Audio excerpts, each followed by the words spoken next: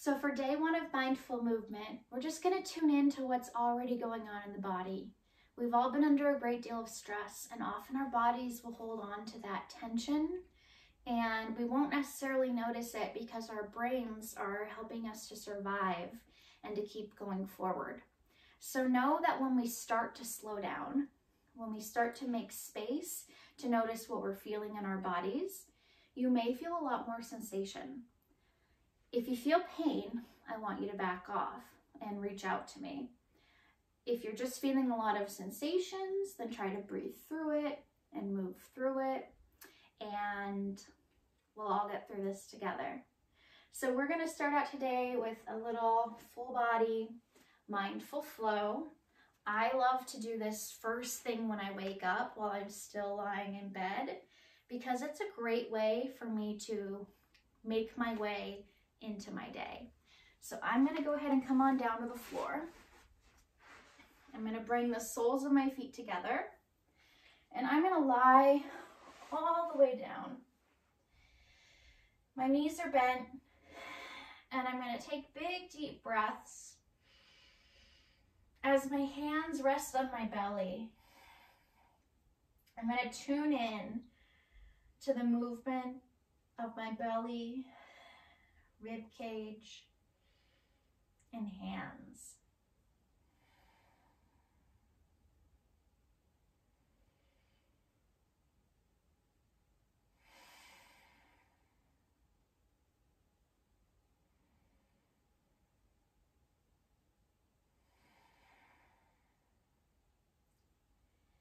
As I'm bringing my focus to the core of my body, I notice that when I'm under stress, I have a little bit of a knot in my stomach. And all I'm going to do with that information is just notice it.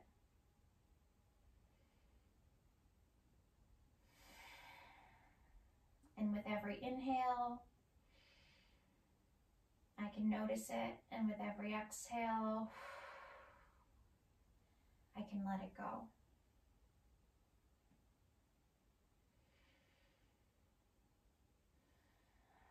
And we're going to take several deep breaths. And then when you're ready, plant your feet on the floor and then pull one knee in and then the other knee in toward your chest. And just gently roll, give yourself a hug. This little self-massage on the spine. I also love to flex my feet and point and make circles as I roll gently side to side.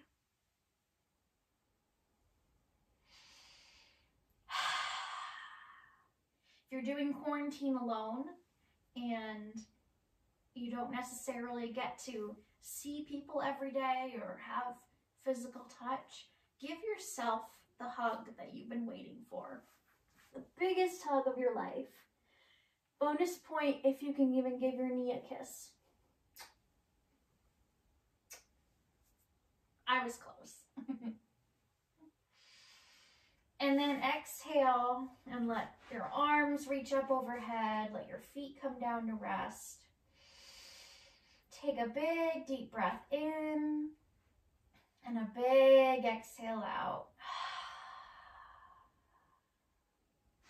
We're going to take the feet wider than the hips and let the knees drop side to side. We're keeping the hips firmly planted and just allowing the knees to drop in and out, working on our internal and external rotation of the hips.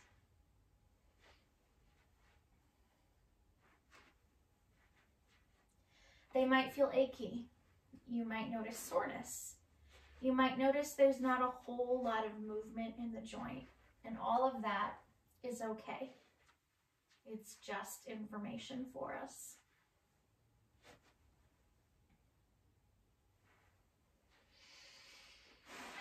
After about 30 repetitions, go ahead and plant your feet. I'm a terrible counter, by the way, so if you're doing it with me, I'll guide you. If you decide to replicate this on your own, then you can count your own.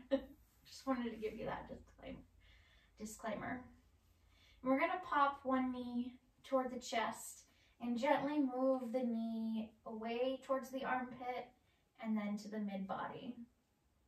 So lubricating your hip joint just a little bit more.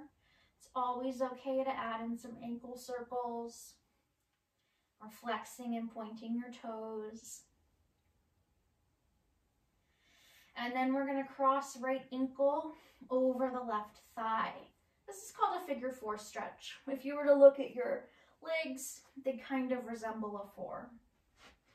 What I want you to think about here is pulling your belly button towards your backbone and then noticing where your hips are. So my hip, for instance, my right hip, will drop down and towards my foot. So I'm going to use the strength of my core to try to bring my hip bones into alignment so that they're stacked. That takes a little bit of work for me. So feel free to try that. A tip is to take your thumbs onto your lower ribs and your middle fingers onto the hip points. And if you're technical, that's called the ASIS. If you want to impress someone at dinner, feel free to use it. And if you need more of a stretch, you can reach and grab your left thigh and pull the left thigh into your chest.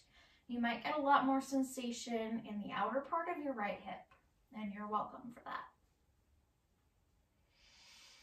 Big deep breath in, big breath out. Gently giving yourself another hug, and then allowing your left foot to return back down. We're going to take the arms up to the ceiling and then reach them out and look over to your right hand and let your legs drop to your left. We want to keep the shoulders grounded on whatever surface you're practicing on. Your right hip will probably pop up, and that's okay. This is a gentle low back stretch. As you breathe in, see if you can expand into the sides of your body. And exhale and let tension just melt out. Inhale, expand through the side body.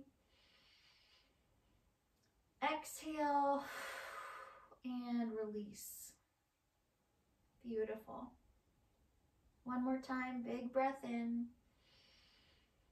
And a big exhale out. Great. You can gently come back to start. I like to take a minute to wiggle my fingers and toes. Work on my texting technique. And then I'm going to pull my other leg in toward the chest and just gently move the leg side to side.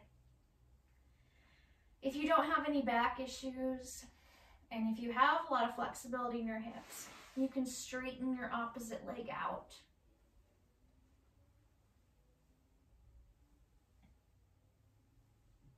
And it's not a competition, so we just want to go where it feels good. And cross left ankle over the right knee. I'm going to just check in on my hips here. I don't adjust as much on this side. It's really normal to have differences left and right or front and back.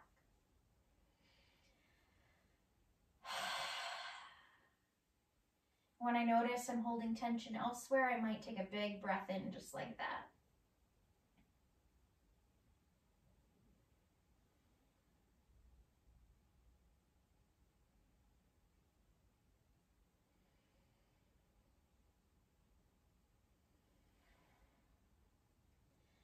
And in the quiet spaces, notice where your attention goes. Notice what your thoughts start to say to you. Mine told me I should start talking again. Sometimes I get uncomfortable with the quiet. And so what I do is just observe it. And then I realized I could speak to it because you probably are all going through that too. When you're ready, bring your arms up to the ceiling and let your arms stretch out again wide. Think of reaching as far as you can to the sides of whatever room you're in, and allow your legs to drop to the right as you look to the left.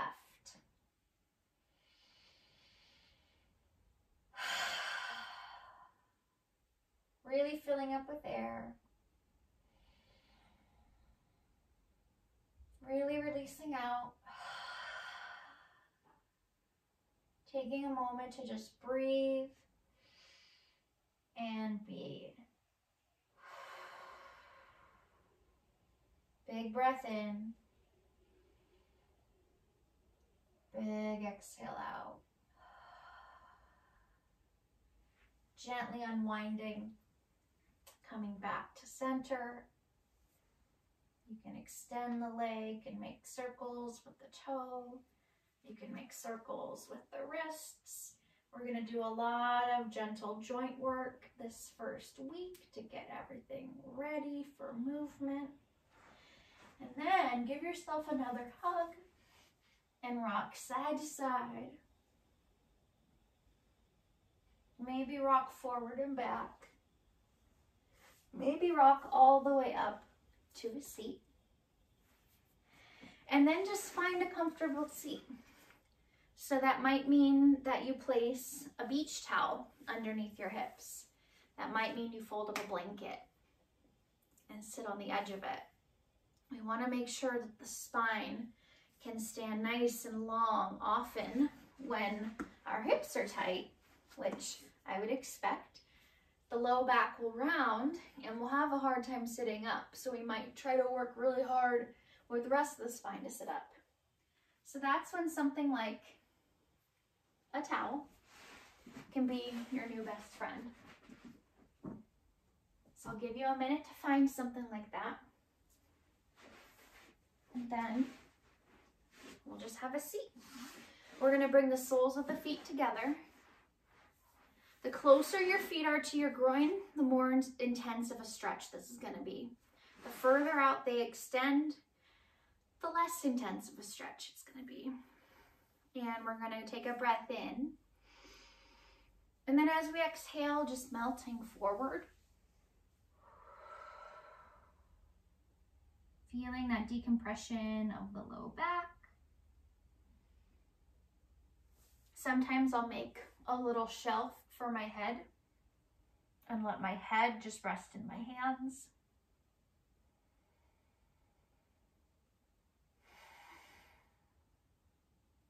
Coming back to the breath.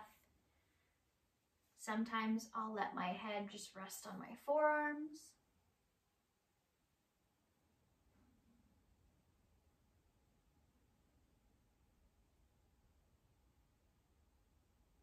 Really just taking whatever it is that my body needs at the moment.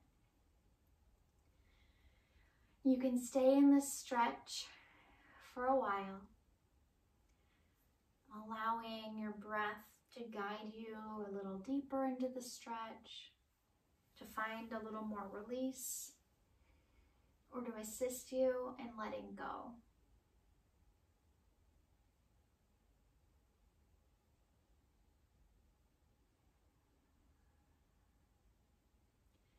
Feel free to take any other movement that you like, anything else that your body is asking of you.